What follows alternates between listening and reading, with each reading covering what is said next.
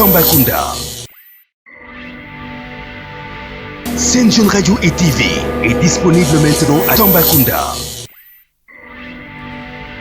Amis fidèles téléspectateurs de la chaîne Jeune TV, bonjour et bienvenue dans notre émission Tribune des Jeunes. Je vous ai dit que c'est l'émission qui donne la parole aux jeunes, révèle leurs talents et met en lumière des solutions. Aujourd'hui, nous voilà parlons de l'engagement de la jeunesse et développement, plus aussi ma yokk ci leadership.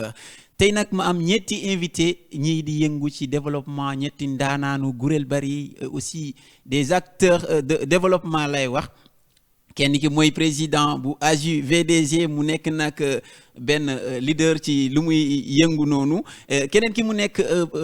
président de la communication lay wax aussi ci association du club des jeunes filles de Gurel Bari, keneen ki nag ji benn ndaanaanu quartier bi, une figure très disponible pour la préoccupation de sa communauté. Sans plus tarder, je passe la parole à monsieur le président du comité. Nuyu naa la Mamadou di la ziar baax di la nuyu di rafetlu vraiment invitation bi xam ne Sen Jeune TV Tambacounda nga xam ne jegeel ngeen ko ci quartier Gurel Bari, donc man maa ngi tudd Moussa Konté comme ni ko wax sànq rek président conseil développement quartier bu quartier Gurel Bari. Maa ngi jaajëfal bu baax Mamadou ci invitation bi. Alors monsieur Konté, merci beaucoup. Moussa Konté mooy président bu comité du quartier, comité de développement. Donc benn ndaanaan ngeen di gis nii bu leen ko gis muy nobatu noonu, benn ndaanaan bu rëy. Xam naa ci kanam tuuti di ngeen gis lu ci lu muy yëngu, disons moins ngeen gis carrément que benn ndaanaan la buy nobatu nag day def ay mbiram di nobatu, moom day bëgg action bi génn moom muy nobatu ci ginnaaw. Sans plus tarder ma monsieur le gentleman, et aussi dégg naa yaa gën a rafet Gurel Bari. Si gentleman nga bokk. Président nuyu naa la. maa lay fay Mamadou Diallo di la nuyu sama co-débatteur yi. maa ngi tudd Mamadou Salih Souaré, président de l'AJVDC, association des jeunes volontaires pour le développement de Gurel Bari. waaw jaajëf. Merci beaucoup monsieur le président. Rafetlu bu baax a baax te ay ndaanaan laa gis nii di rappeler rek, ne vous laissez surtout pas raconter, allez nous suivre en direct sur la chaîne Jeune TV Tamba ci seen émission Tribune des Jeunes. Tey dañuy waxtaanee ci engagement de la jeunesse et développement. Ma tourné léegi gis la plus belle de sa génération mooy aussi la voix d'or dégg naa yaa dàkk wax te boo waxee gars yi bëgg. Madame la présidente nuyu naa la. maa ngi lay jaajëfal. salaamaaleykum, maa ngi nuyu sama président yi ak mbooloo yi yëpp. maa ngi tudd Kader Diallo dëkk quartier Gurel Bari, nekk vice président du club des jeunes filles. Merci beaucoup. Kon ñetti dirigeant laa fi daje, ñetti kàngam, ñetti ndaanaan. Le président ak présidente kan mooy président yi. mooy nii Mamadou Salih Souaré. Kon yow yaay président yi. Non. Président AJU VDG monsieur Mamadou Salih Souaré, mën nga ñu wax lan mooy AJU VDG et d'où vient AJU VDG, lan mooy seen mission ci comité bi. Ok, merci di la jaajëfal, surtout di sawar ci sa question bi nga xamante ne posé ngañ ko. AJVDG mu nekk association des jeunes volontaires pour le développement de Gurel Bari. Boo nee association des jeunes, y a beaucoup de jeunes, bépp groupement am na association des jeunes, bépp groupement de jeunes association la, mais la différence c'est le jeune volontaire. Le volontaire moo changé kii bi yëpp don bi, donc c'est des jeunes volontaires pour le développement. Donc bu ñuy def développement c'est volontaire quoi, da ngay volontaire pour le développement de Gurel Bari surtout. Mu nekk une association des jeunes qui est fondée en 2020. Laata loolu ñu woon ci ay activités de création d'associations, parce que avant 2020 il y avait des associations des jeunes actifs pour le développement de Gurel Bari. Bu ñu demee ba ci biir xamee y a toutes jeunes entre 18 ba ci kanam te c'est actif, mais tous les actifs ne sont pas volontaires pour le développement. Moo tax ñu changé en 2020, au lieu de jeunes actifs ñu def ko le jeune volontaire pour le développement de Gurel Bari. waaye la volonté waaye. Di benn figure qui mise sur le développement et l'engagement citoyen, moom nag dafay yëngu ci engagement citoyen, ci loolu la miser. Et sans plus tarder damay gis monsieur le président du comité. Monsieur le président, mën nga ma ne depuis kañ nga nekk président ak sa mission ci comité bi. Voilà, en tant donc, que comité du quartier. Merci Mamadou Diallo. Donc di ne rek CDQ bi conseil développement quartier bi maa ngi koy doon depuis daaw. Voilà, depuis daaw te daaw aussi lu ñu porté loon jël CDQ bi c'est grâce à suñu association AJVDG, parce que sans savoir que man ci association boobu man maay le chargé de relations extérieures. Voilà, donc bu ñu defee ay jéego finalement population bi yëpp am confiance su ñun waaw ñu ne pourquoi pas les yéen association bi parce que lépp luy développement lépp luy engagement ci quartier bi yéen a si nekk léegi am na benn équipe fa nekkoon nag ñoo fa yàgg nekk sax mais ñun bu ñu ñëwee bien vrai que équipe boobu ak ñi fa nekk population bi yëpp ñu méngoo ñu ne léegi jël leen seen équipe bi et par la suite noonu lañ ma fale daal ma nekk seen président seen équipe bi waaw noonu la ñëwee daal mais di wax rek seen équipe bi jël nañ ko mais c'est grâce à l'association AJVDG. Voilà parce que action yi nga xam ne ñu ngi ko doon def des actions citoyennes. Voilà des côté engagement côté volonté waaw lépp lu kii quartier bi rek lépp lu développement ñu ñoo si taxaw ci lu bëri finalement on a gagné la confiance des populations si la ñuy jox seen équipe bi nag. D'accord. Voilà noonu di benn figure très disponible pour la préoccupation de sa communauté ma gis léegi ngeen àndaale ak xale bi moo dàq Gurel Bari dégg naa day wax dégg naa aussi gars yëpp dégg et ça président nan ngay gérer sa club des jeunes filles depuis kañ aussi nga yéeg ci ñu jox la mbubu boobu nga sol ko depuis kañ nga nekk présidente nan nga gérer kii bi lan mooy seen mission en tant que présidente du club des jeunes filles foofu bari waaw foofu si Gurel Bari maa nekk présidente bi vice président club des jeunes filles sama rôle foofu mooy conseiller jeunes filles xamal leen la moo nekk seen rôle yi ak avoir confiance en toi. Sen Jeune Radio et TV est disponible maintenant à Tambacounda. non dégg naa da ngeen dañuy ree dañuy kontaan ndeysaan su ngeen kontaanee rek da nga kontaan trop merci beaucoup présidente mais est-ce que mën nga ma rappeler depuis kañ yaa ngi ci yaa ngi sol mbubu boobu. Sen Jeune Radio et TV est disponible maintenant à Tambacounda. Exactement d'abord foofu ci Gurel Bari. sama mission mooy dem di conseiller xale jigéen yi ak di leen wonal yoon bu baax di leen jàppale tamit si problème yi ñu nekk di am si Gurel Bari.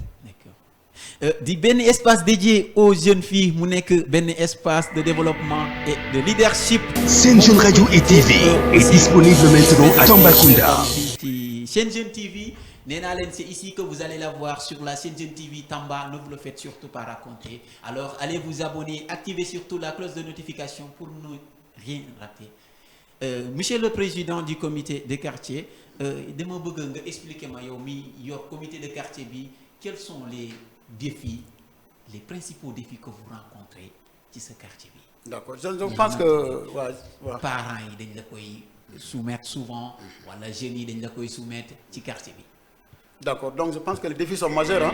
voilà parce que sans savoir que nous. Sen Jeune Radio et TV est disponible maintenant à Tambacounda. On a mené beaucoup d'actions dans le quartier voilà donc su ma nee les défis sont majeurs parce que dans le cadre du développement par exemple. Quartier bi on voit que c'est tout sauf un quartier en réalité parce que amul infrastructure de base voilà même les droits de base même les droits les plus fondamentaux ils sont bafoués voilà parce que population Gurel Bari dafa nekk quartier bu nga xam ne su population bi dañoo yàgg souffrir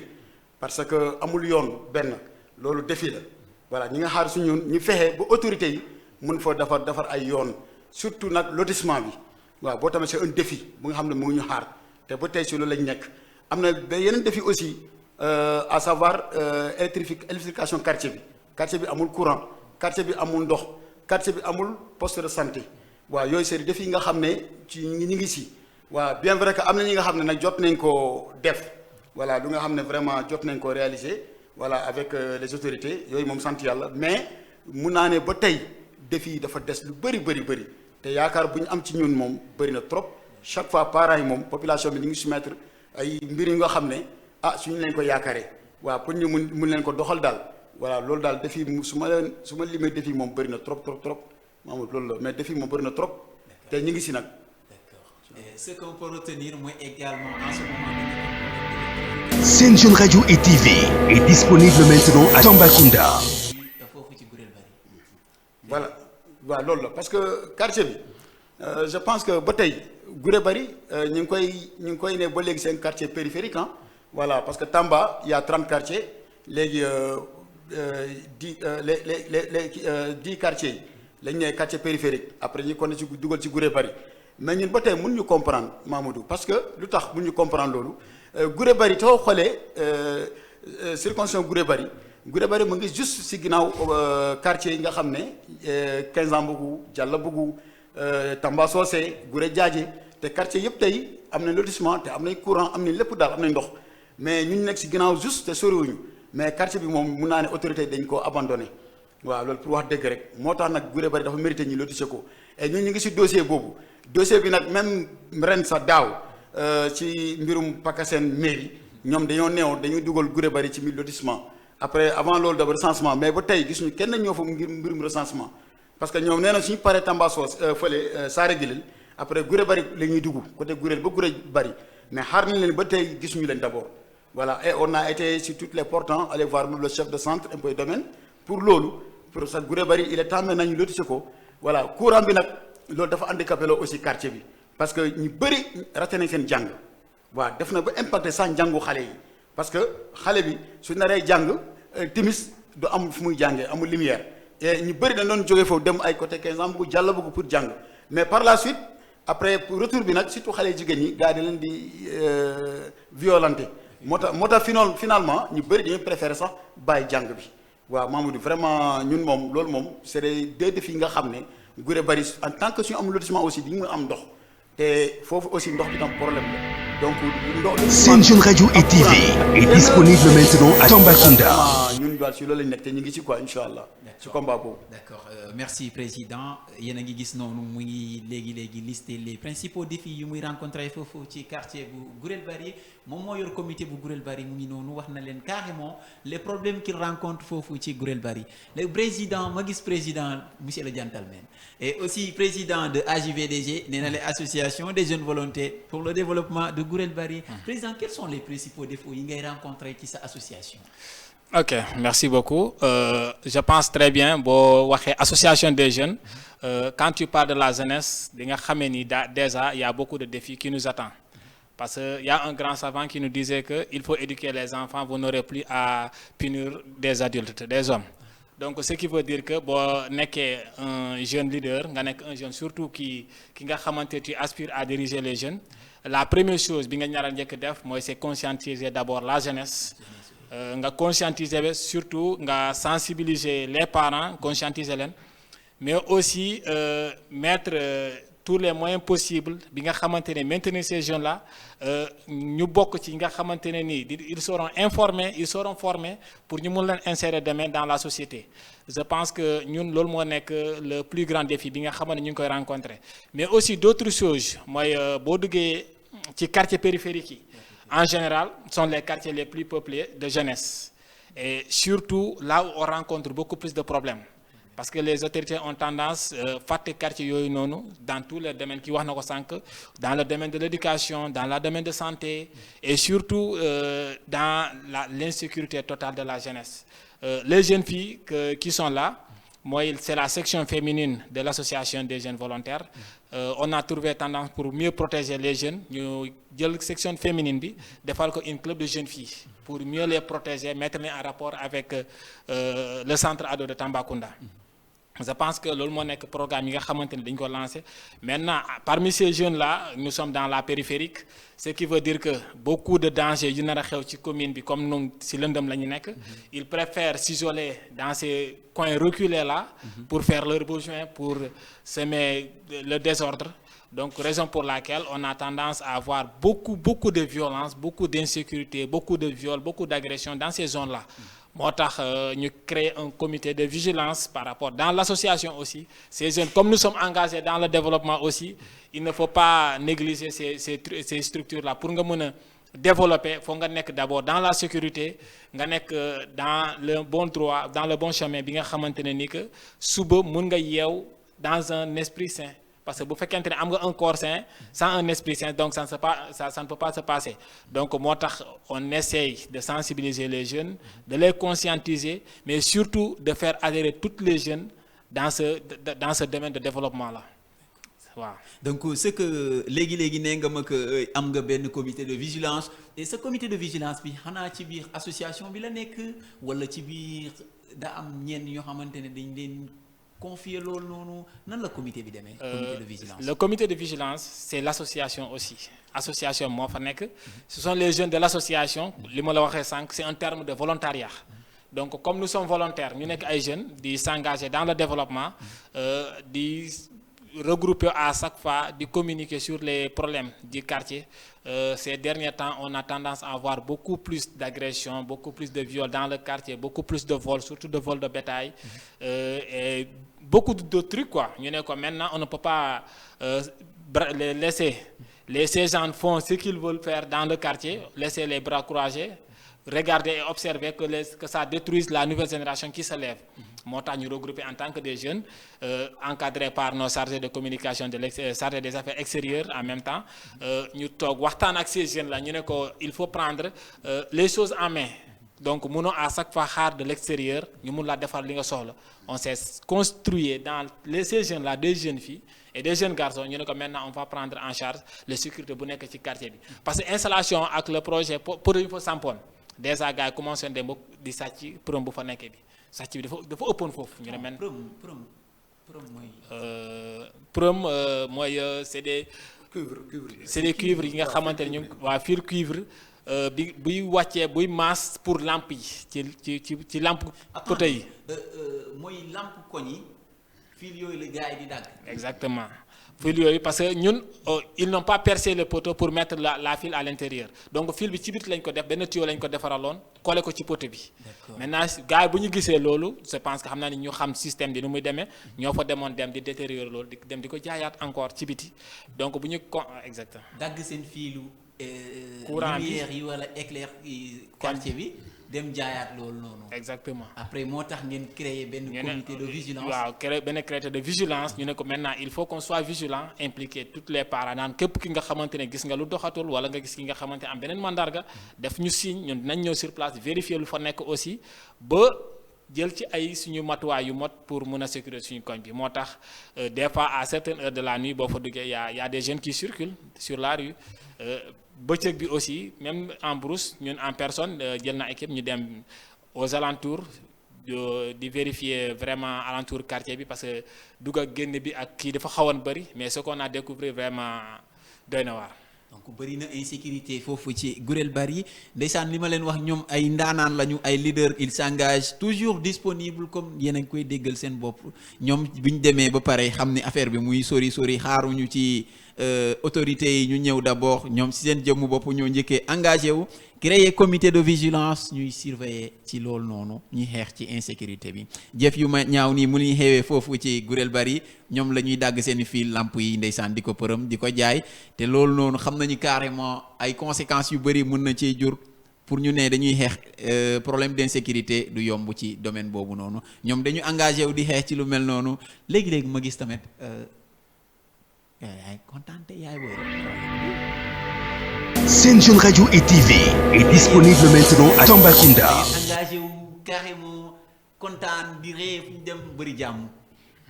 madame la présidente yan problème ngeen di bëri problème yi ngeen di jafe jànkontele foofu ci Gurel Bari problème yu gën a bëri yan problème ngeen di jànkontele foofu yéen en tant que club des jeunes filles. Gurel Bari ñun kay dañoo am problème yu bëri. parce que pour ñu jàng saa léegi problème comme suma président lu mu wax boo génnee sa kër nga ne yaa ngi dem Jalabug wala 15 ans bu ko jàng ji booy ñëwaat ñu lay agressé ñu lay violer foofu ñun tamit dañoo bëgg am courant am yoon te sonn nañ tamit ci root bi da ngay root fii ba sonn amuñu ndox amuñu poste de santé pour jur sa problème la boo woowee fii tas boo woowee Gurel Bari mu ne la man du ma dugg Gurel Bari amul yoon amul courant amul dara. attends pour nit ki accoucher aussi y a pas moyen. Sen Jeune Radio et TV est disponible maintenant à Tambacounda. il faut nga nekk fii 2 minutes da ngay woote ba sonn kenn du la jël parce que bu xamee rek bu la xam en tout cas bu la xamee Gurel Bari nga dëkk da ngay sonn. da ngay daw fii ba ci tali bi avant nga egg foofu fekkee 1 heure de temps bi dem na. ndeysaan mais loolu boo xoolee tamit mënul xaar loolu. waaw xam nga loolu problème la. léegi bu ñu amoon yoon walla bu ñu amee yoon am courant am poste de santé j'espère mun nañ dund ci. poste de santé moom mënut a ñàkk ci bërëb ndeysaan ñu nekk benn quartier périphérique présidente nee na leen quartier bi amul yoon sax amul ndox aussi ñoom aussi léegi-léegi yaa ngi daan wax ci wàllum viol est-ce que victime de viol am na foofu ci Gurel Bari. viol yi bëri nañ foofu parce que boo xoolee barki démb kese agresseurs yi dañoo duggoon dégg kër ñoo suñu wet kër foofu am na fu ñu duggoon mais boo agresseur bu duggee sa kër boo woowee sàccee kenn du génn parce que xam ne mu nga ne sàccee mu génn si këram rek tourné rek bandi bi tourné dem këram léegi xam loolu la ñuy sóoraale amuñu courant amuñu dara. léegi y a beaucoup de problème ndeysaan foofu ci Gurel Bari même boo yuuxoon sàccee kenn du génn. kenn du génn am na moom xam na boo woowee fii sàccee moom bu génnee këram bandi bu tourné dem këram nag léegi lan lay dem moom. sàcc bi bu génnee kër sa kër yow kon day tourné dem ci ki ñëw. voilà wàllu kon yow yéen y a de sérieux problème à Gurel Bari ah yow bu man kon man su ma yuuxoon sàccee kenn du ñëw. ah waxuma la kenn du ñëw de mais yaakaaruma. parce que da ngay ragal génn sa kër. moom voilà génn sama kër daw dugg sa kër. voilà loolu day compliqué di. président yéen a ngi dund lii yëpp foofu ci Gurel Bari. kii lu mu wax c'est minime par rapport ak lu ñu nekk di dund à Gurel Bari. minime c'est minime. waaw par rapport parce que c'est des Gurel Bari dafa doon zone bi nga xamante ne ni que c'est un zone très dangereux bi nga xamante ne ni violence bu fa nekk bi viol bu fa nekk bi agression da ngay tëdd sa biir néeg ay xaaju guddi parce que jigéen ñi je parle sur la supervision du président commission de communication du club am na ay góor yi nga xamante dañuy sumee ko ba desee coalition dugg ci néegu jigéen ñi loolu dañ koy dugg ci biir kër yi gis nañ ko du benn du ñaar du ñett sumee ko dëkk ci kër yi wala bokkuñu c'est des malfaiteurs ñuy dugg ci biir kër gi bu loolu weesoo y a des gens ñi nga xamante dañuy agressé jigéen ñi ci biir néegu sëy même pas un mois defoon nañ point de presse par rapport ak violation ak agression yi nga xamante ne jigéen ñi ñu ngi ko ciy dund ci biir Gurel Bari maanaam gis nañ une femme enceinte bi nga xamante ne dafa tëdd ci biir néegam jëkkëram génn dem liggéey vers 0h am waa ji bu ñëw dugg fëgg bunt bi waa femme bi bañ mu dajji bunt bi fay lamp bi fekk femme bi ci biir néeg bi femme enceinte vraiment def ko li nga xamante ne dafa ñaaw trop waa ji moom mat yàq yaram bi yëpp te une femme enceinte aussi yuuxu comme kii nu mu ko waxee kenn ñemewul génn certaines heures yi de la nuit Gurel Bari ak lu mu lëndemee nii kenn ñemewul génn bu loolu weesoo am na jigéen yi nga xamante ne aussi kooku am na ñi nga xamante ne dund nañ lu mel loolu lu ci gën a bëri jigéen ñi aussi seen yoonu liggéeykaay tool yi carrières yi dañuy bale xeer pour ñu mën a dund. bale xeer di gas ay jigéen yi gas di bale. parce que amuñu benn di yore ay pic ay pelle di liggéey pour ñu mën a dund. pour ñu mën a ndeysaan pour mën a dundal seen njaboot loolu mooy xew Gurel parce que xëy amut jigéen yi amuñ kenn ki nga xamante ne mun nañ jàppal nañ la pour nga mun a liggéey ci biir dëkk bi amut donc jigéen dañuy bale ay xeer di jël ay pic di gas pour dundal seen njaboot bu ñu leen bàyyoon en paix ci lu ñu nekk liggéey sax sant yàlla la mais y a des malfaiteurs yi nga xamante ne des voyous dañ leen di fekk seen bërëbu liggéeykaay di leen fa agressé di leen di dóor jot nañ ci am 5 cas en 1 mois ay dóor yi nga xamante ne jigéen dañ leen di dóor kii dañ ko toj boppam dóor yàq yaram bi yépp pour bëgg a sëkk ak moom ci àll ba l'autre benn femme la mu ngi sëgg ci toolam di béy waaye foofu la ko fekk dóor ko encore y a une femme aussi ki nga xamante ni kooku dañ ko paaka lañ ko bëggoon jàmm paaka bi mu xeexa waa ji ba paaka bi xotti ko ci loxo bi je pense que defoon nañ point de presse pour dénoncer ces séances là et c'est des gens ñi nga xamante dañuy jógee fii jël seeni moto en convoi dugg biir Gurel Bari pour def seen ñaawteef da ngay gis 15 moto 15 moto di dugg ci biir quartier bi moo tax ñun on s'est chargé pour conscientiser la jeune pour arrêter cela parce que lii bu arrêté wul dina dem ba koñ bi dootul nekkati quartier ça day nekk comme un banlieue 13 bi nga xamante ne c'est un zone de crime munoo dugg munoo génn munoo def dara xale jigéen ñi heure bi kenn mënatul génn à partir de 19h 20h wala bëccëg ndar kam yow kese munoo dugg ci beneen secteur yi Gurel Bari di fa dox tellement que insécurité bu fa nekk bi xale jigéen mënuñu fa nekk parce que c'est des jeunes yi nga xamante ne c'est des gars dëkkuñu Gurel Bari amul fa lenn mais juste pour tour wala pour gain pour leneen moo leen jëlee ci dëkk bi dem yóbbu leen foofu noonu. jël seen i moto c'est des conséquences des motos Jakarta yi nga xamante dañuy ñëw def ay vagues 3-4 personnes dugg ci biir koñ def seen ñaawteef munoo fa yar ginaar munoo fa yar xar munoo fa amul lenn loo fa mën a yar benn yow sa doom yi mënuñ nekk en sécurité sa jigéen ñi mu nekk en sécurité boo nekkul munoo dem liggéey sa xel dal munoo nekkaat ci kër gi sa xel dal te vraiment c'est des choses yi nga xamante ne président mu ngi ni il a acheté un moto Apache de marque TVS même pas un mois 1 million 200 de moto dañu ko sax ci biir këram munoo ay xar mar de taal et puis lu gën a métti dañuy sàcc xar dem rendi ko fees ko ci biir àll bi foofu noonu foofu tamit ci biir koñ kuréel bari. billaay lu fa nekk moom dafa ëpp quoi franchement. man moom moo tax personnellement dama jaaxle dama yéeme musuma xalaat lu mel ni muy xew fii ci Tambacounda. exactement lu raw loolu. c'est déplorable pour vrai. Et les autorités dans tout ça est-ce que ñoom ñuy def li leen war parce que ñoom ñoo yor suñu sécurité. y a la police la gendarmerie ñoom loolu seen liggéey loolu la protéger na ñun comité bi mais yéen ñun ñi nekk ci communauté bi ñun société civile bi. yéen a ngi foofu ci quartier Gurel Bari di rappeler juste que Gurel Bari da di benn quartier bi nekk après Diallo Bougou boo tourné hôpital régional bi mooy pharmacie Cheikhou Bodian yoon boobu rek ngay continuer tout droit ba foofu ci Gurel Bari ñoom ñooy dund li jëf yu ñaaw yi li moom metti na autorités yi lan la ñu nekk di def ci yu mel ni autorités yi dañoo banque seen loxo. est-ce que dem ngeen auprès des autorités est-ce que dem ngeen foofu noonu di plaider ou est-ce que cas yu yi ni mel est-ce que yéen a ngi koy yéegati muy yéeg ci kaw wala da ngeen koy nëbb entre vous.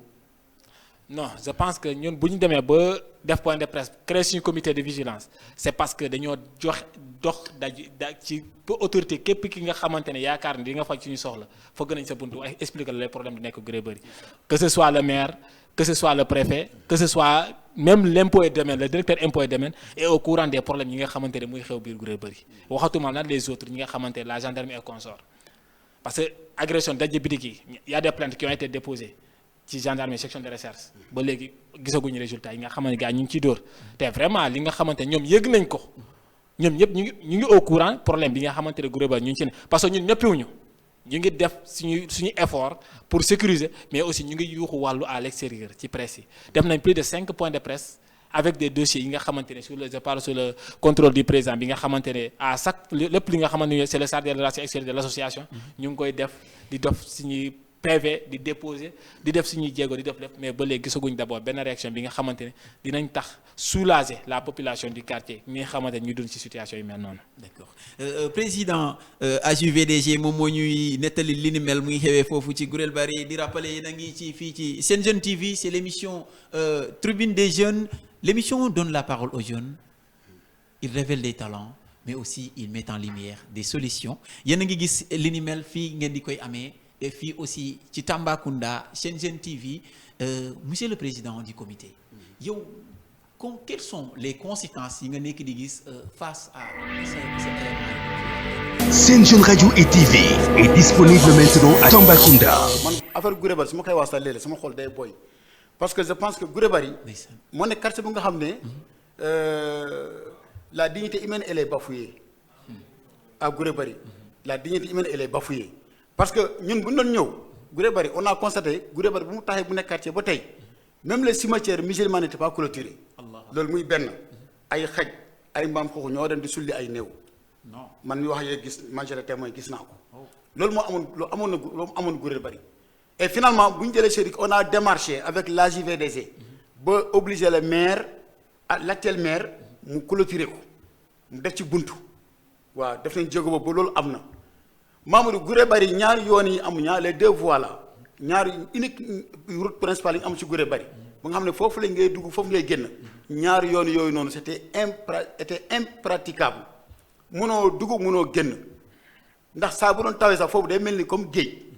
même ndox bi mën na arrêté jàpp octobre ba novembre ba décembre ay temps ndox dina fa des rawatina ci buntu école bi voilà am na benn yoon presque ci buntu école bi saa doon taw foofu kenn du romb xale yi da ngay dem ba octobre ñu commencé dem jàng xale bu. Sen Jeune Radio et TV est disponible maintenant à Tambacounda. problème bu rëy la woon. doo kenn doo dugg. école bi collège la primaire. école élémentaire primaire. élémentaire waaw école élémentaire la publique foofu xale yi su doon dugg sax risque la leen duggee foofu noonu parce que bi ndox bi ay jaan sax dana nekk ci biir ndox boobu noonu. finalement on a démarché obligé le maire. moo tax mu def ci ay latérite mooy yoon boobu ak beneen yoon bu nekk ci ginnaaw bu nekk ci buntu bu jaar ci buntu église bi mais côté problème insécurité moom non loolu moom chaque jour ci loolu lañ dund man je pense que lii lu ko waral lépp autorités locales yi ñoo amul ñoo intéressé lu affaire Gurel Bari daal voilà ñoo am un désintéressement ci Gurel Bari parce que man mun maa comprendre ñu nekk ay citoyens sénégalais dignes fils de ce pays ñi am les mêmes droits que les autres mais ñun ñu xañ ñu tous nos droits loolu nag mu nekk lu nga xam ne défi bu métti bu majeur nga xam ne ñun ñoo ko waroon jóg di xeex ko te ci loolu lañ nekk mais mun ñu ko autorité bu nga xam ne ñun amuñu courant amoon yoon amoon ndox amuñu ba ci école bi sax enseignants yi ci conditions yi métti lañ fay liggéey pour wax surtout ci insécurité même école boobu nga gis école élémentaire boobu direction bi cambriolé nañ ko 3 fois ñu koy cambriolé école direction école bi 3 fois ñu koy cambriolé tout dernièrement sax le directeur d'école dañ ko ne ànd ak Sen Radio et TV est disponible maintenant à Tambacounda. président mu ngi koy wax léegi sànq léegi la dame là bi nga xam ne dañ ko bëggoon cambriolé wàññam pour jëlu moto doomam kooku bu mu defee brigade de recherche déposé na plainte mais bu sans suite et loolu moo ñu obligé tout rek fan yi passé ñi def ay point de presse encore pour dénoncer def nañu ko plus de 5 fois ñu koy def point de presse et on a tout fait on a été à la porte de toutes les autorités mais c'est comme si Gurel Bari nekkul seen priorité daal man loolu lañ gis lu may faral di wax rek Gurel Bari dañ ko jàpp c'est comme si c'est un seul domaine de Macron fekk domaine Macron dañ ko teel a wax ñu jël suñu bagage ñu génn quoi dem feneen bàyyi quartier bi parce que quartier bu nga xam ne def nañ démarche amuñu courant bi bu ñu toppee courant ba tey projet bi bu ñu ñëwee samp nañu poteau tàkk fil yi mais courant ba tey wàccagul te loolu population bi demoon na ba am yaakaar parce que courant bi su ko amoon sax sans lotissement sax ça allait alléger un peu la souffrance des populations mais ba tey soo amul courant nooy liggéey soo amul courant xale yi naka lañ jàngee soo amul courant école bi naka lay fonctionner soo amul courant amoo éclairage moo tax timis jotee rek xale yëpp da leen tëj ci biir kër gi kenn ñoomee génn même xale yi soo leen tëjee ci biir kër gi ay malfaiteurs léegi ñu ngi ñëw léegi ci biir kër gi léegi di def njëfu ñaaw foofu noonu affaire de vol moom boobu moom c'est tous les quotidiens chaque jour que Dieu fait ay moto bàyyi ñu ko boutique dañ koy dajji xar dañ koy yóbbu béy dañ koy yóbbu tabaski su jotee sax Gurel Bari ñamoo jënd xar tabaski à l'avance da ngay bàyyi ba veille bi nga dem jënd xar tabaski Mamadou loolu mu ngi ci quartier Gurel Bari nous souffrons énormément dans ce quartier énormément chaque jour ñu ngi ci c'est-à-dire que même les femmes ñi nga xam ne dañ dem suturlu ci àll ba dem di ñafe seen doole daan seen doole di bale di ramasser ay xeer pour jaay pour mu dundal seen jaboot les femmes là actuellement léegi encore ñu ngi leen di violenter encore di def ay tentatives de viol di leen agresser Mamadou c'est-à-dire Gurel Bari moom autorité moom a commencé je parle de la mairie la mairie moom ñun moom dañuy fàtte te aussi famille aussi mbirum santé famille ñu ngi dund ci lu métti ci loolu noonu aussi parce que Gurel Bari ñu bëri seen si matu pour am doom ci kër yi lañ koy amee man miy wax ak yéen sama jabar am na ñaari yoon doom sama kër wallahi kon témoignage président lu mu wax léegi nii je confirme foofu soo woowee taxi yeneen heures yi nii pour ñu ñëw dañ ne carrément mu ñu fa dugg parce que insécurité moo fa am wóorul mun na leen agressé taximaan yi duñ nangu ñëw léegi nag jigéen dañuy obligé ñi accoucher foofu noonu am na quelques maires yi fa ne ñoo assisté femmes yi parfois sax affaire yi gën a grave encore loolu moo indi encore ñu bëri amuñu extrait waaw problème état civil bi. donc problème extrait aussi muy foofu ci Gurel Bari. muy foofu même Aïssa Gurel Bari. Sen Radio et TV est disponible maintenant à Tambacounda. day ñëw aussi amuñu extrait ñu bëri au seen jàng CM2 lay yem parce que day voir des élèves brillants ñu mën a jàng trop dañ dem ba CM2 ñu am problème état civil problème extrait. après ñu abandonné comme ça mais loolu ça fait très mal. ça fait très mal nga xam ne un droit à l'éducation droit à la santé droit à l'épanouissement droit à kii mais on a bafoué tous nos droits Mamadou. loolu moom. voilà et aussi on a alerté nag côté insécurité nag. si rien n'a été fait. na éléments yi dem foofu def seen liggéey. ñu ngi koy interpeller la police la gendarmerie. le préfet le maire nañ jël seen responsabilité ñoom suñ ko deful. ñun nag bu ñu def hors la loi nag waaye saa bu ñu demee nag bu ñu xam ne ñi defuñ dara ñun dañ ko fajal suñu bopp nag. non mais yaakaaruma ñu yegg foofu. xam naa incha allah ñoom dinañ def li leen war dinañ def seen rôle parce que loolu lañ la fi tegee. incha allah espérer nañu loolu. mais présidente est-ce que problème yi ñu nekk di wax problème yu xale góor yi foofu noonu problème yi est-ce que ce sont les mêmes problèmes wala mën nga ñu wax problème yi nga xamante ne carrément yéen xale jigéen yi da ngeen koy daj. yoo xamante ne ñun xamuñu ko yow problème yoo xamante ne yow xale yi carrément dañ lay confier dañuy am seen problème ñu ñëw wax la en tant que président yan problème mooy yow yi ngay jànkonteel foofu yoo xamante ni da nga ko dafa suufe quoi gars yi duñ ko ñemee wax est-ce que da ngay am yu mel noonu. waaw merci Mamadou. Guré Bari kay dañoo bëri ay problème surtout ma jeune fille man des fois sama xarit yi dañuy ñëw di ma wax Kadiatou man temps yi grand bi daf maa bëggoon violer mais ñemewu ma wax sama yaay kii daf maa ñeme bëgg violer parce que xam naa bu ma ko waxee rek am na benn jour ma dajeem moom si yoon bi rek mu rendi ma foofu wala mu gaañ ma wala mu def ma dara waaw. et puis tamit mariage yi tamit parents yi tamit ñu ngi may seen doom yi fekk seen doom yi egguñu si mariage. waaw kaay egguñu si mariage mais léegi boo mayee sa doom fu mu buggul te eggul tamit buggul eggul léegi. Sen Jeune Radio et TV est disponible maintenant à Tambacounda. ay maladie yu mel noonu si bu demee ba si accouchement bi tamit boo woowee taxi sax pour ñëw dugg Guré Bari mu ne la man duma dugg Guré Bari quartier yi banditis kese ñoo fa nekk man duma dugg foofu avant ñu may kidnappé di jël sama oto dugg na fii génn na fële. mais problème yi nga nekk di wax nii est-ce que yéen a ngi koy soumettre CCA parce que moom loolu la fi toogee problème mariage forcé yi ak yi nga nekk di wax problème yi di xale jigéen yi di jànkoonte est-ce que yaa ngi koy yóbbu CCA en tant que président. CCA kay man kay bu ma jour balaa dem réunion CCA dem koy wax foofu mais coordinateur bi nee nañu beneen jour day dem Guré Bari pour mu jàppale ñu mun a lii ni sensibiliser population bi mais ba léegi gisuñu kenn ñun kese ñoo engagé woon man ak présidente Aïssatou Souare ñu ñoo demoon ñu dugg si kër yi di sensibiliser boo gisee tamit bu ñu duggee si yeneen kër yi sax yeneen parents yi dañuy ne bu la ñuy yàpp xanaa yéen gën a xam lu ñu buggal suñu doom yi génn leen suñu kër boo gisee loolu yëpp xam nga àndal ñu wax mag ñun xale kese duñuy yaakaar ñun dañoo nekk di dem foowee wala yooyu noonu. énormément de problèmes foofu ci Guré Bari man moom personnellement j'ai presque perdu sama xamutuma sax lan lay wax parce que moom lii ñu mel nii yéeme na lii moom dafay xaw a yéeme trop violence agression vol problème d'extrait problème de poste de santé problème yi bëri na ne énormément président quelles sont les conséquences de tout ça conséquences yi dans tout ça. gis nga boo nee problème yi bëri na il faut nga dindi quartier Guré Bari nekk un quartier de problème c'est un quartier de problème qu'on peut dire. C'est un quartier là où on a absolument rien. C'est un quartier de problème. Oui. Je pense que man bu ñu ma nee dama isolé. Géographiquement c'est pas acceptable. C'est le prolongement de Gourel Diadje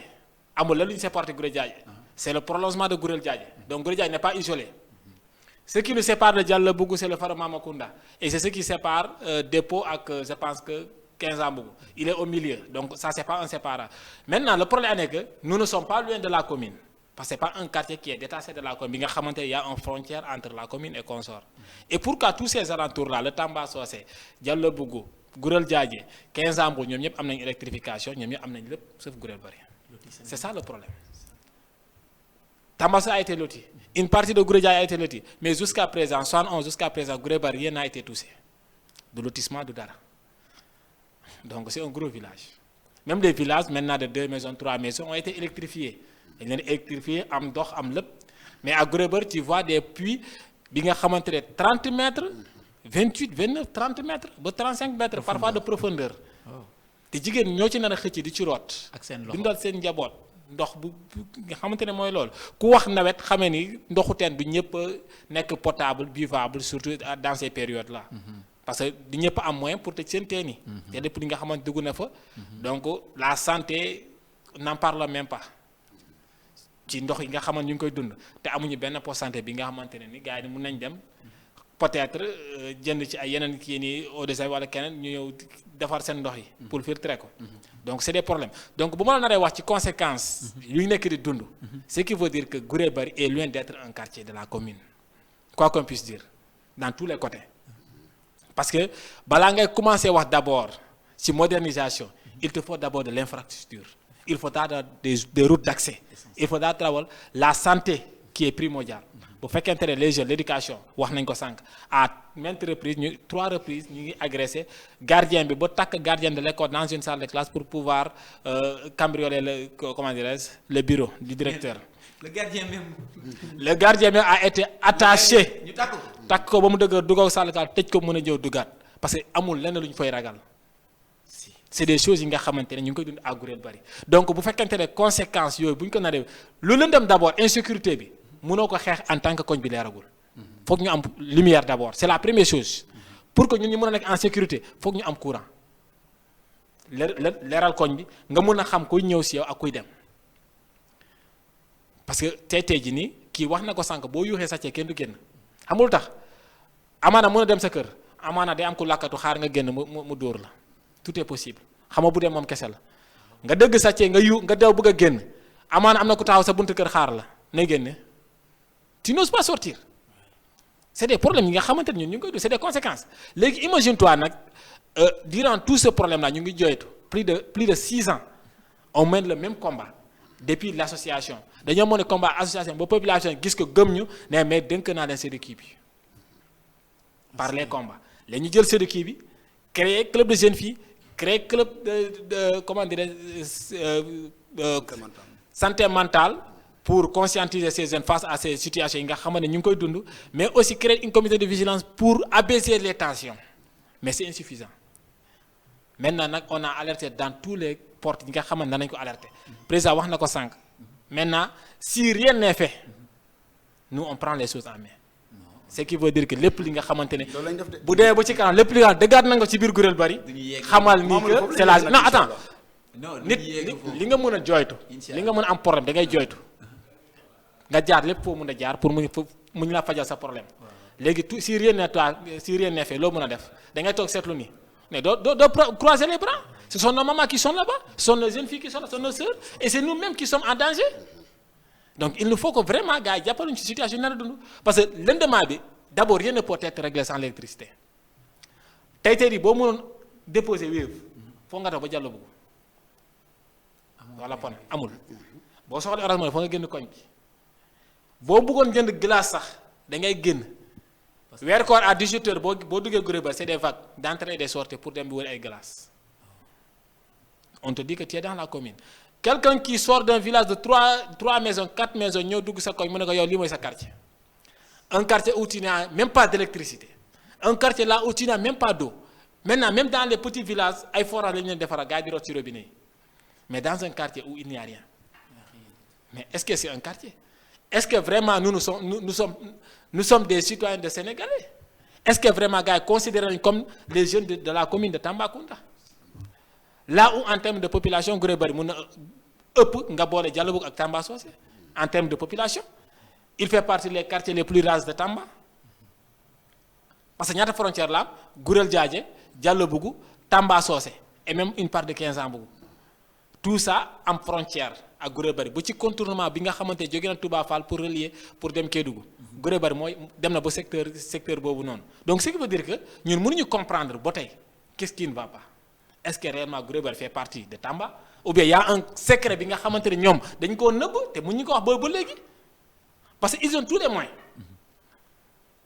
moyens pour defar Gurel Bari lu ñu defar yeneen quartiers yi am na des quartiers yi nga xamante dañoo judd après Gurel Bari te ils sont lotis ils ont de l'électricité ils ont de l'eau mais pourquoi pas nous.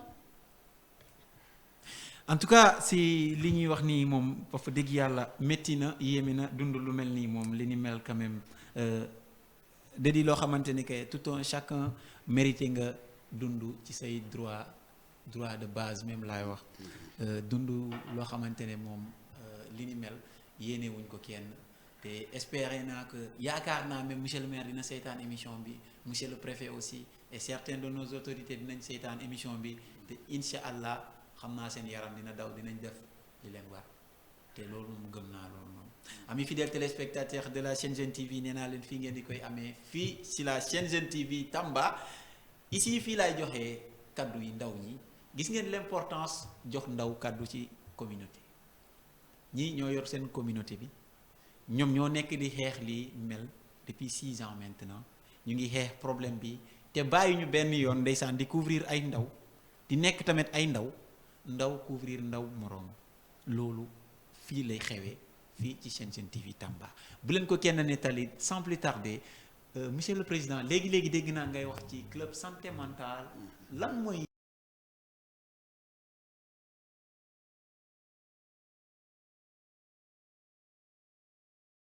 Parce que depuis bu ñu collaboré ak waa réseau PopDev waa réseau PopDev ñu fa ñëwee vraiment collaboré ak ñun ñu monté un club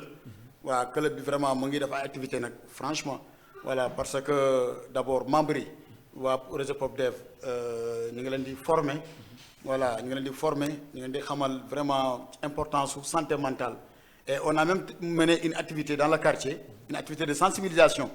activité boobu jaar na si yoon trop réussir na franchement nag wax dëgg fi yàlla boobu moom vraiment réussir na trop et ñun aussi ñu ngi sur le terrain surtout présent soirée sur le terrain di sensibiliser di passer les messages di alerter jeunes yi parce que sans savoir que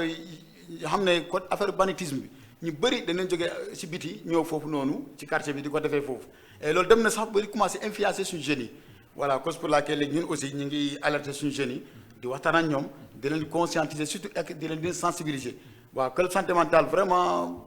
en tout cas daal am na gis nañ njëriñam daal à travers le réseau PopDev voilà et loolu ñun aussi yaakaar naa ci gis nañ que comme am na njëriñ te surtout à l'heure actuelle parce que mbirum sinabar bi mbirum drogue bi voilà mu ngi def effet lu bëri surtout loolu waaw surtout loolu mu ngi def effet lu bëri parce que sànq dégg naa kii di ne gars yi dañuy isolé côté boobu noonu di def yi ñaaw di mel noonu merci beaucoup loolu moom bëri na fa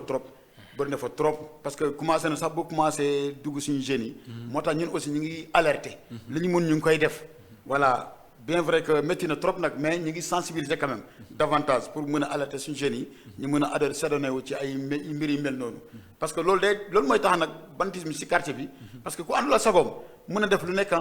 voilà parce que voilà dangay gis ku nga xam ne day leer ni kii day jël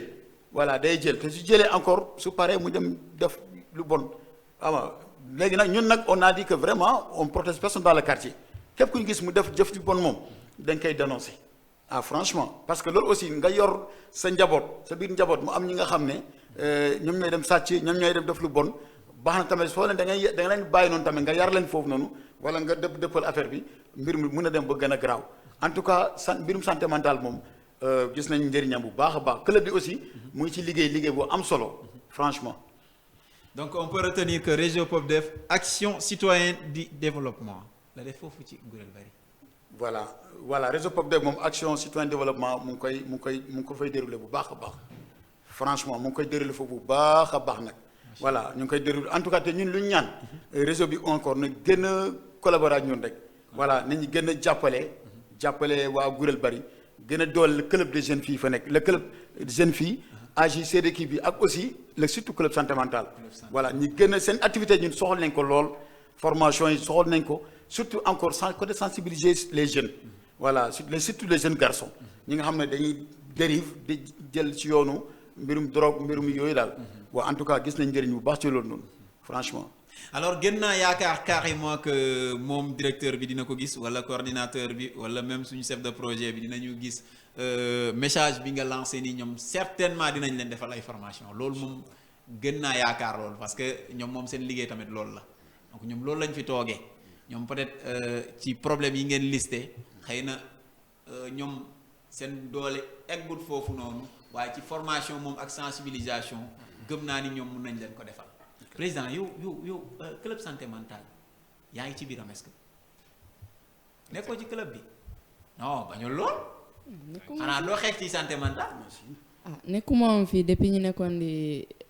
installé club santé mentale Gurel Bari. d'accord mais bi nga ñëwee quartier bi je pense que dugg nga inséré wu nga quand même nangoo dugg ci club bi président nag yow il faut ma jàpp la léegi loo xam. Sen Radio et TV est disponible maintenant à Tambacounda. léegi da ngay dem dugg ci club santé mentale non parce que yow waruma laa bàyyi yow actrice nga ngay xeex ci développement yaa ngi xeex sa problème quartier yi kon certainement war ngaa da nga may ne balaa ngay génn fii wala boo génnee fii di nga daw dem inscrire wu te nga actif bokk ci seen activité yi ñuy def yépp loolu da nga ma koy wax. Mamadou waaw baax na li nga wax dëgg naa ko mais même bu ma génnee fii dinaa waxtaan ak Sen Jeune Radio et TV est disponible maintenant à Tambacounda. mu waxtaan ak waa Pop Def mun a maa xam. ñu dugal la ci biir. waaw non yow yaa ngi ci biir yow moom yow ñun. réseau Pop Def. maa ngi ci biir mais ñoom xamuñu parce que heure ba lañ nekkoon. Sen Jeune Radio et TV est disponible maintenant à Tambacounda. maa ñëw ma fekk installé nañ ba pare. d'accord kon mun naa retenir ni carrément boo fi génnee moom di ngay dugg installé wu carrément yow tamit ko bokk parce que nga yokk ci gars yi nga yokkal gars yi xam-xam yow mi nekk sur le terrain li ngay dund ak xale yi jigéen yi ñoom dañuy am parlement ay problème ñu stressé wu nga sensibiliser leen yow am nga pouvoir boobu noonu kon certainement boo demee nga dugg ci club bi di nga yokk xale yooyu noonu ci li ni met. incha allah loolu laa bëgg de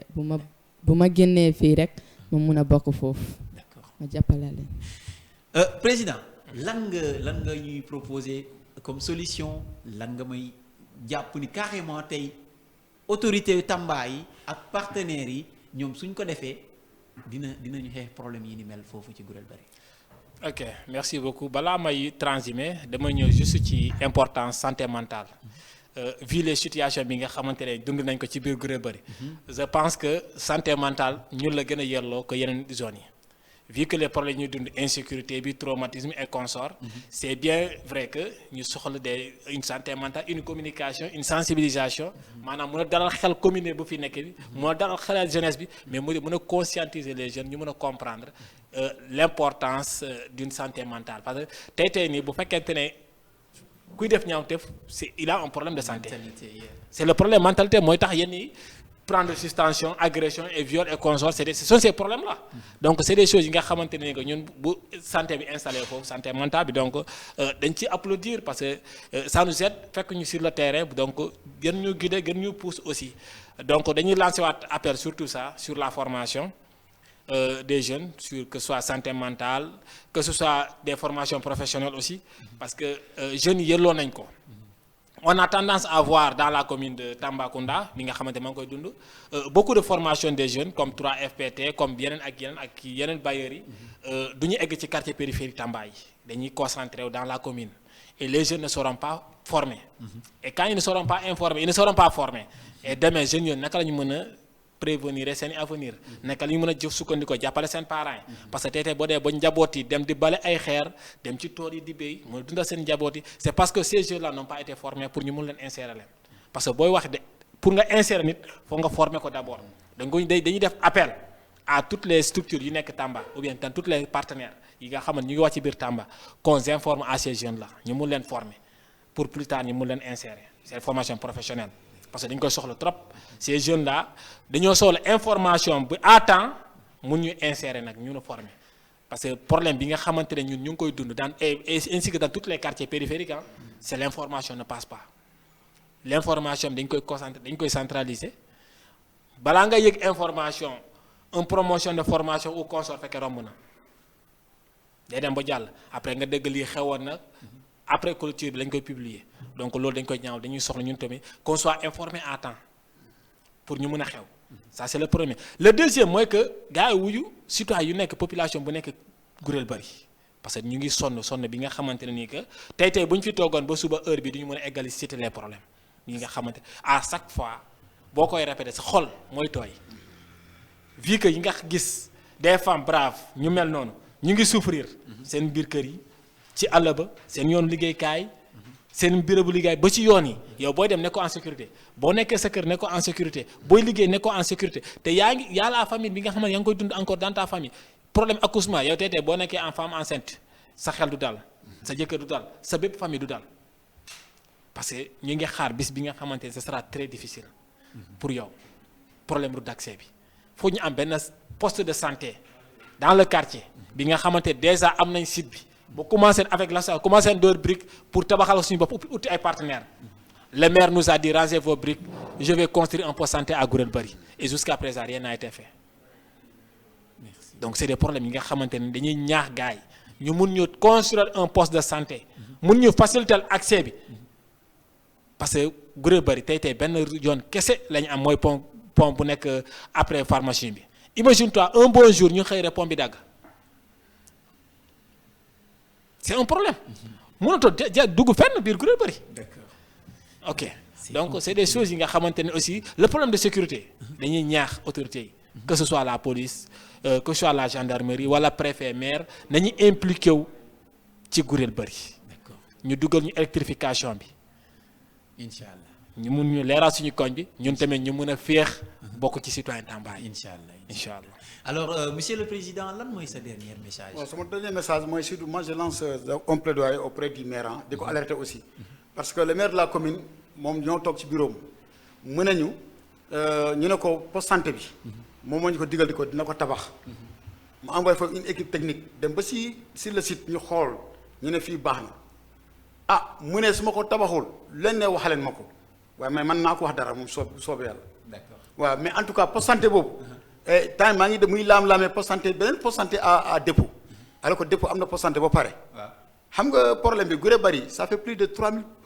habitants ñoo fay yeewu Guré Bari population boobu tey mérite na am poste santé et moom nee na dina ko tabax dina ko jël en charge donc ñu ngi koy xaar ba Banadie mu def commencé fondation bi tabax poste santé bi. beneen affaire pour régler problème mu éclairage public ñun ñoo yeewu ay lampadaires yi ñu joxoon daaw 15 la ñu joxoon nee naa ko loolu tuuti na trop pour Guré Bari tey 50 sax tuuti na waaye ñu ngi xaar ci moom encore mu yokk encore ay lampadaires dans le quartier. voilà mbirum courant bi projet bi nañ teg pression projet bi ñuy finaliser mooy ci mbirum courant bi fan yi encore nee naa ko yoon yi nga xam ne defar na ko ñaar latérite ñaar yoon yi taw bu nga xam ne ñoo na fan yi commencé na yàq yoon yi et signalé naa ko nee ko yoon yi dañ ko war a rembler et ba tey sans issue loolu tamit vraiment na rembler yoon yi sinon su continuer ak nawet bi dina kii trop en tout cas beneen affaire am na moom li may expliquer problème yi moom suñ ko deful ñun aussi lu ñu yoon man lu ñu yoon may ñu ngi koy def waaye nag suñu deful li ñu war a def ñun aussi ñu def lu ñuy def rek incha allah. non duñ fa yegg incha allah alors merci monsieur le président ñu ngi may signaler léegi lu ñu desee bëreetul ndeysaan débat bi moo neex de telle sorte que man moom mosuma xalaat li ni mel mu ngi xewee fii ci Tambacounda madame la présidente lan ngay tàggatoo. man kay li may ñaan rek autorité yi ñu dimbale ñu am yoon am courant surtout poste de santé bi te yërëm ñu tamit yërëm suñu yaay jàppale ñu am poste de santé. D'accord. Merci beaucoup. Merci à l'association AJVDG. Merci à la comité du quartier. Merci aussi au club des jeunes filles de Gurel Bari. Merci à toutes et à tous. ñu ngi woon ci seen émission Tribune des jeunes ni ma leen ko waxee l'émission donne la parole aux jeunes gis ngeen l'importance de donner la parole aux jeunes et ils révèlent des talents wax dëgg yàlla ñii moom li ñu gérer nii yëpp ku la ko waxoon te fekkee du ñoom ñoo ko témoigne est-ce que yow da nga koy gëm sax parce que c'est des talentueux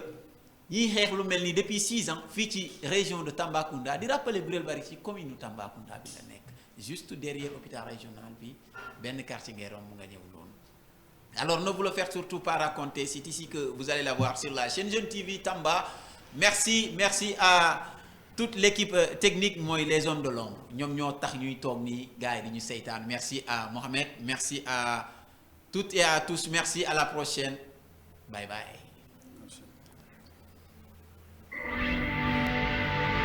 Sen Jeune Radio et TV est disponible maintenant à Tambacounda. Sen Jeune Radio et TV est disponible maintenant à Tambacounda. Sen Jeune Radio et TV est disponible maintenant à Tambacounda.